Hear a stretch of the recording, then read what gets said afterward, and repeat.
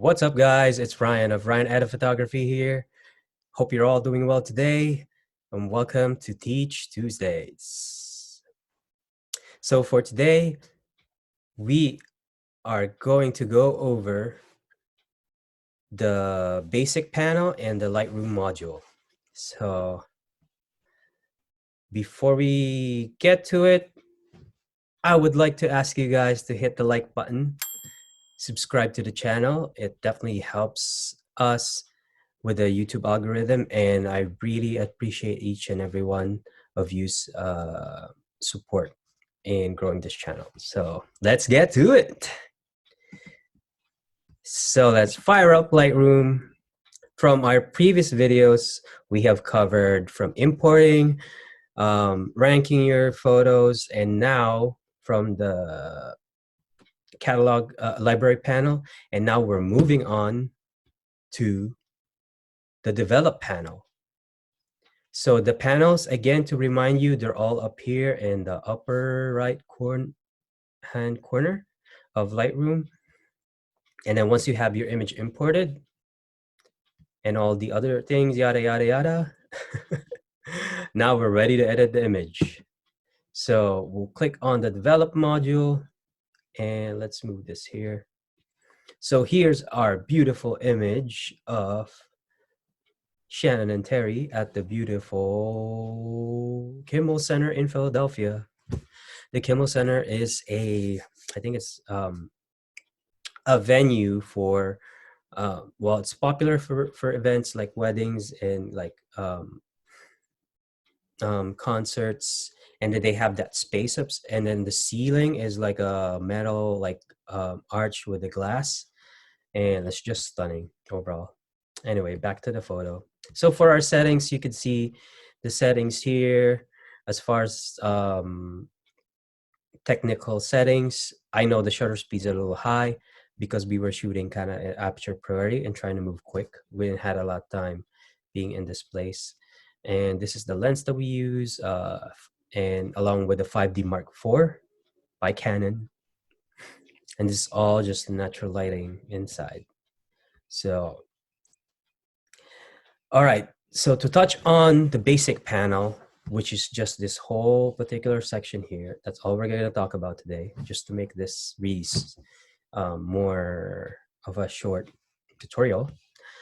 So you'll see here the top is the histogram. So the histogram, if you're familiar in photography, so it's letting you know the amount of information in the photo. So it's a graph, and you can change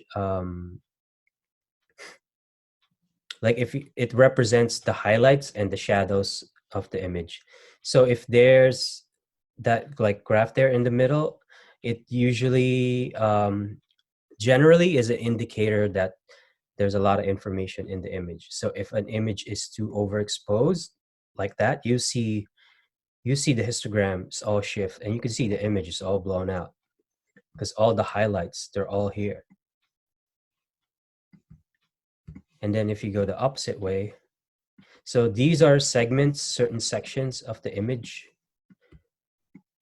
So if you go here to the shadows and like drag it all the way, like you're just eliminating all, see how like the lights went out. We forgot to pay the electric bill. But all right, so back to,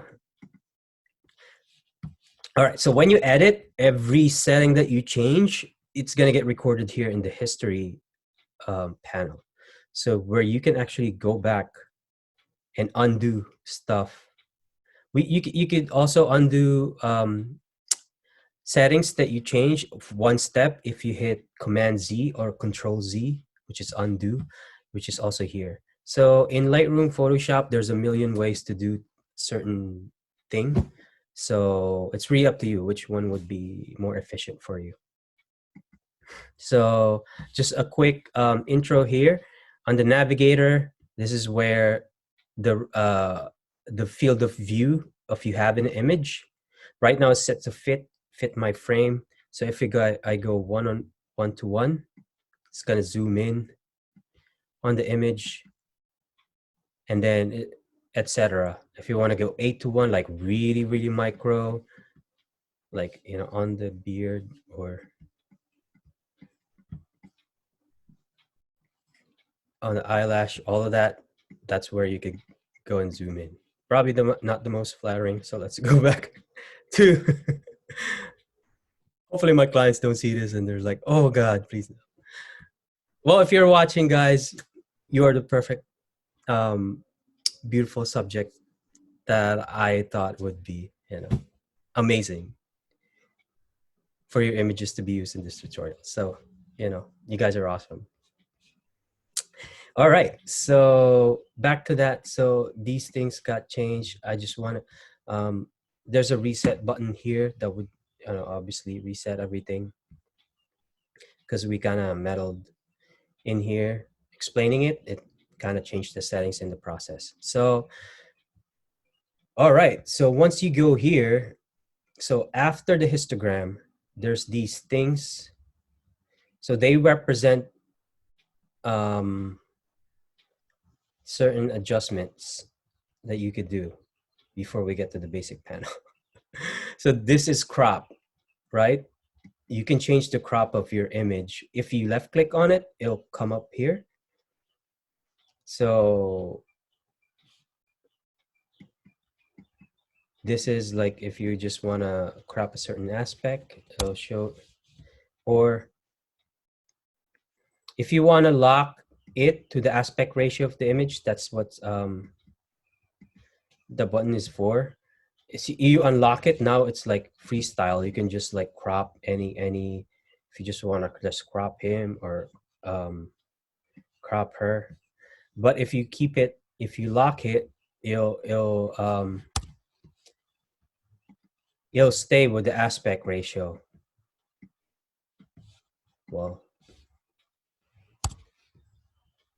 let's see. There you go. See that? It's not, it's like it's stuck to the square. I mean, you could rotate it, but it's still, it's not gonna be like, you know, like that really skinny rectangle crop. This is the angle you could shift, and this is you could just hit auto. This is the straightening. You could let the Lightroom engine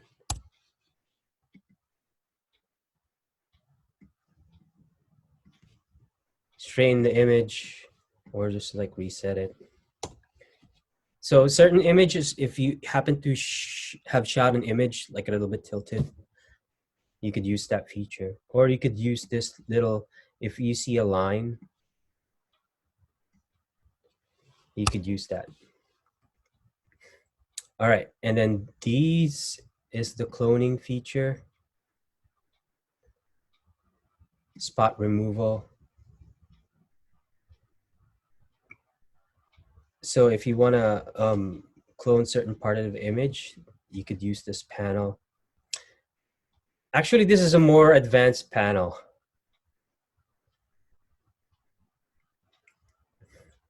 I'll probably do a separate video for this one, just because this is going to take a lot more time than what I'm thinking. So let's go to here on the basics panel. So white balance. So white balance is the color temperature of the image. So this is the setting that it was shot at. And then there's presets here. The presets are kind of like settings that they think was already going to be optimal if you happen to. In this case, it was indoors, so at least none of it really matches. So you could either use this color picker and go to a specific point in the image that you think you will be white, that will fix the image, or a specific point in the image that you think will be black. So, and then you could also slide it manually if you want. You want the image to be warmer, and the tint This is more like green. Let's say you have like the color of the grass reflecting and you want to negate the color cast a little bit. You'd add a little bit more magenta to balance it. Right? So that's white balance. This is now is exposure. So exposure is the brightness and the darkness of the image. It's like it's a general term in photography. So you can see the histogram change too. So contrast, it's how like contrast is kind of straightforward, like the blackness and the black point and the white point. How more contrasty they look. If you bring the contrast down, it's more of like a matte look. So highlights are like the bright point of the image. Is if you look at the histogram, the way it's changing in the highlight side. So this is recovering highlights. Let's say you shot a little bit too overexposed, you can recover some of the highlights here.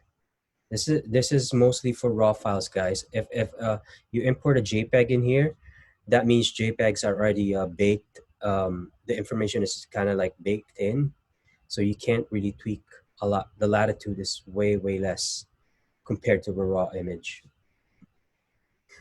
And this is and next is shadows, where you can adjust the shadows. You can see the shadows. So you could bring up information, or you could just like make it, you know, eliminate information. So whites are the white part of the image. It's not necessarily the highlights, but a lot of them mostly does. And this is the black point, the image. It's almost the same as kind of adding a little bit of contrast.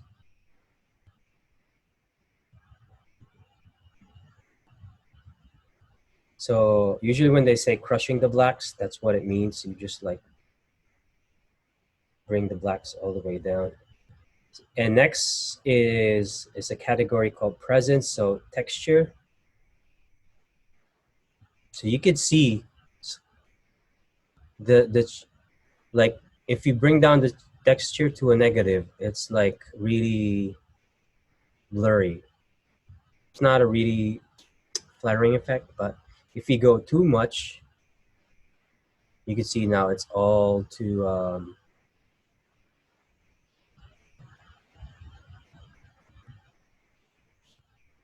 it's like too blotchy, so it's not that flattering. So if you guys are gonna apply some of these, so make sure it's in moderation.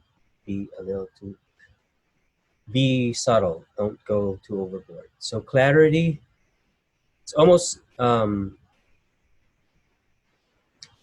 of the same, but it's usually good for details. It's like bringing out a little bit more like details. And haze, if let's say you have like the sun really directly, and naturally would create haze in the image and lose contrast. So this is, if you have used the dehaze slider, it'll bring some contrast in. And vibrance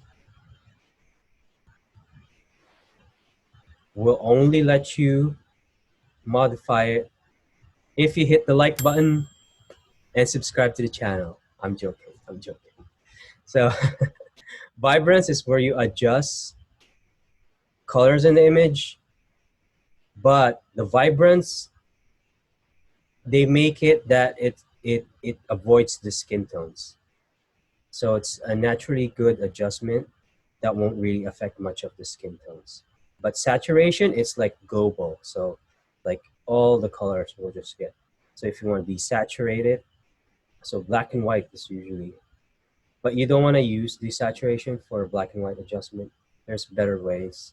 But it's like I mentioned, there's 100 ways to do things in Lightroom and Photoshop. So that's one of them. All right, so we pretty much covered the basic panel. So this is where your general adjustments will be made if you are about to edit an image in Lightroom. So we were gonna so bring highlights down, bring some shadow detail up, not too much, bring some whites up. You could, depending on your taste, if you wanna and then bring the contrast up a little bit. You wanna add a little bit of clarity in the image and some vibrance in the image and the tones. It's really up to you. And then you could tweak the white balance if you want it cooler. You could see the ceiling getting a little bit cooler, or you could warm the image if you think that's more natural too.